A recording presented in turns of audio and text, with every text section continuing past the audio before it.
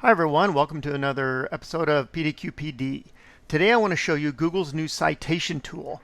And we always want our students to cite their sources when creating content, and using this makes it a little bit easier for them, which may encourage them to cite their material more often. So let's get started.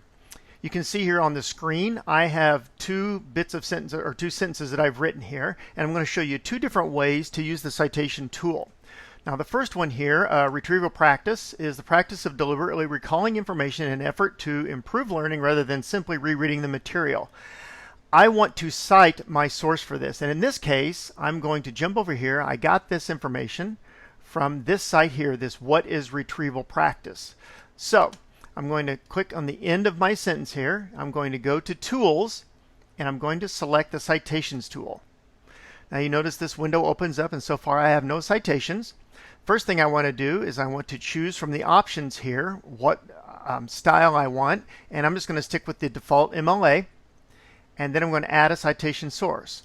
It's going to ask me to input some information here, and the first is what type of source do I have, and I have a website. So I'll enter the website, and then I can put the information from the website into here. So as far as the name of the author, I'm going to go to here, and it doesn't really say anything up here at the top, but if I scroll down to the bottom, I have the name of this professor here.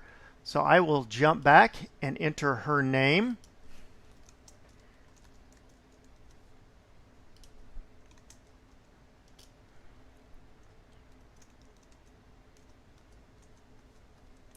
Now if I didn't have her name, or if there wasn't a name on there, I could simply click the corporation or the organization and then put whatever the company was that was hosting the site. But in this case I have the name. And here under title I'm going to put the title of this particular article, and this title is What is Retrieval Practice? So I will type that in. The title of the website is Retrieval Practice. And the publisher was the same as our author, so I will type her name in.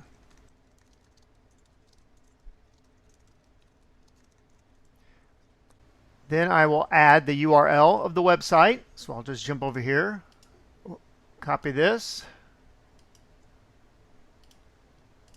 paste it. And I don't have the day or the month, but I do have the year of publishing, which is 2019. So down here at the bottom, the copyright was 2019. And the day I accessed it, I do have that. And then I would click Add Citation Source. Adds the information up here, and in order to cite it, I simply click the Cite button. And it adds it here to the end. Now I'll show you the insert bibliography in just a moment.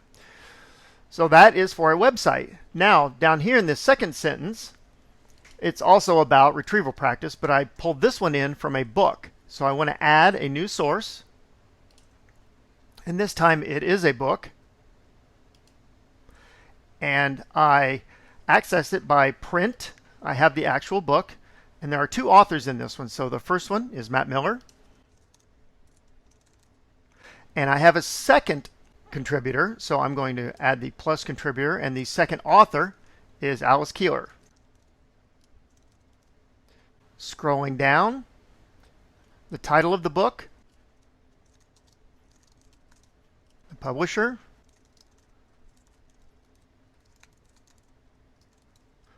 published year, edition is first. There's no volume number and no short title. So I'm going to add a citation source, and this adds the book here. And when I want to cite it, again, I click Cite, and you see it adds a number here, and you can replace the number with the page number. And in this case, the page number was 71, and that is the citation. Now if I want, when I'm finished, or I can do this at any point, but if I click Insert Bibliography, you will see it adds a bibliography page with both of my sources here at the end, and I can simply hit return until I add this onto a new page of its own. And there's the bibliography page for my two sources. and they have been cited in the text. So that's how you can use the new Google Citation tool. Hopefully this will encourage your students to cite their information more often and kind of avoid the plagiarism trap. So hope this is helpful to you, and as always, have a great day.